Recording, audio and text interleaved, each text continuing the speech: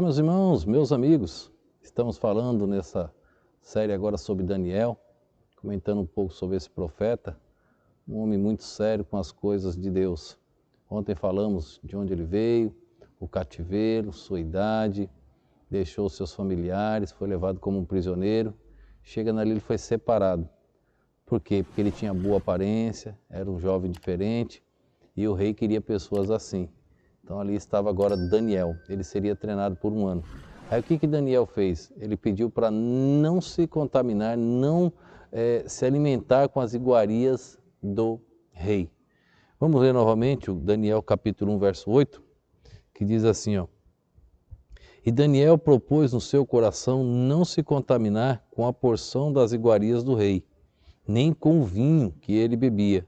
Portanto, pediu ao chefe dos eunucos que lhe permitisse não se contaminar.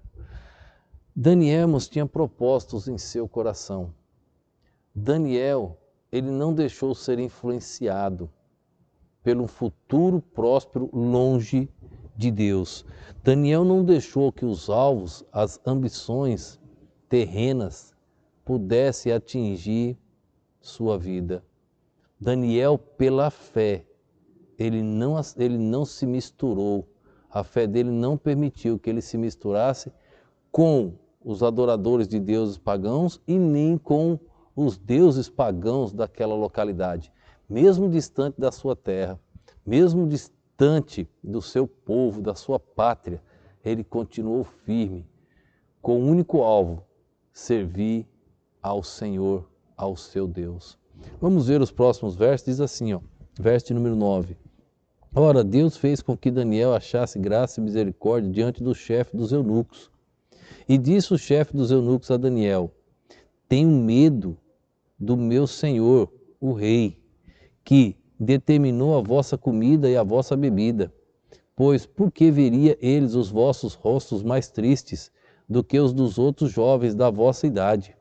Assim, porias em perigo a minha cabeça para com o rei.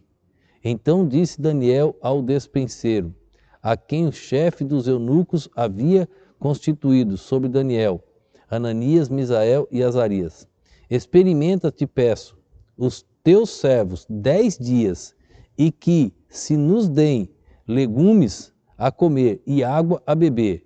Então se examine diante de ti a nossa aparência, e a aparência dos jovens que comem a porção das iguarias do rei, e conforme vires, procederás para com os teus servos. Daniel, ele diz, vamos fazer um teste. Não fique preocupado com medo, mas nos alimente esses dias com legumes e água. E 10 dias, se o nosso semblante cair, desfalecer, pronto, a gente começa a comer as iguarias do rei. Mas se o nosso semblante estiver melhor do que os que estão comendo as iguarias do rei, aí o Senhor nos mantém todo o tempo com os legumes e com água, todo esse período. Pode ser? E aí o chefe dos eunucos aceitou o desafio.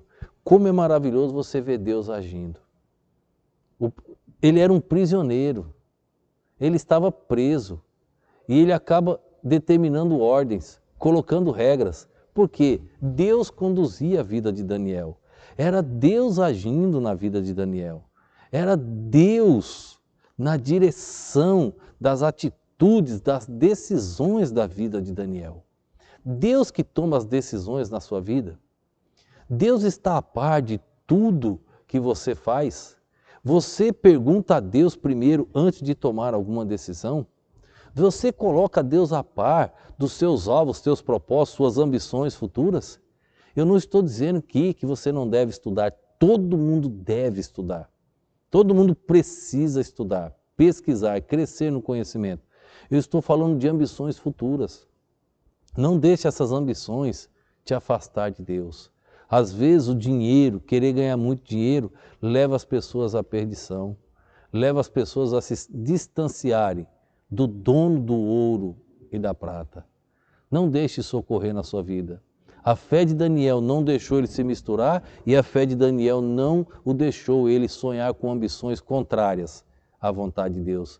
Eu desejo que suas ambições, seus alvos, sejam as ambições e os alvos do Criador para a sua vida. aí tudo vai dar certo e toda a glória será elevada a Ele. Amanhã nós veremos que depois desse período com os legumes, o semblante de Daniel não caiu, porque Deus estava conduzindo toda a situação. Vamos orar? Pai, te agradeço, ó Deus, por esse dia, por esse momento, te agradeço pelo dom da vida. Mas te suplico, ó Deus, por cada vida que assiste e ouve estas mensagens, que venham ser ricamente abençoadas pelo Senhor, que a tua bênção esteja sobre cada lar, para o louvor e glória do teu nome. Eu te peço no nome e no poder do nosso Senhor e Salvador Jesus Cristo. Amém.